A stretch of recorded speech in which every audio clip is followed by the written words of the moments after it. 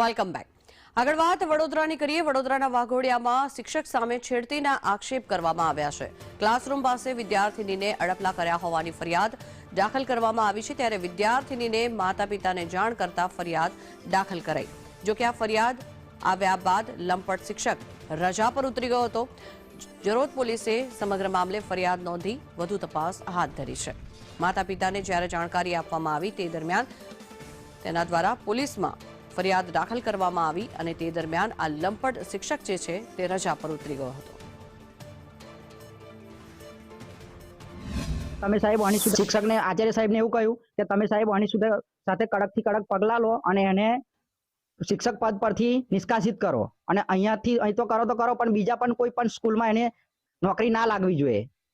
તો આચાર્યશ્રીએ એવું કહ્યું કે મારા હાથમાં નથી, મારા એકલાના હાથમાં નથી, એ મંડળના હાથમાં છે।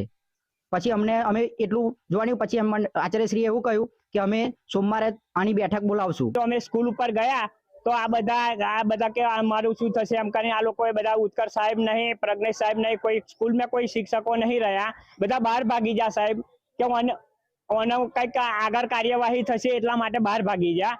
તો ઓનો કંઈક આગળ કાર્યવાહી કરવી અને આવા શિક્ષકો કોઈ દિવસ શિક્ષકની નોકરી નહીં આપવી, એની કાર્યવાહી આગળ કરવી અને એને નોકરી જાય એ સસ્પેન્ડ થવો જોઈએ।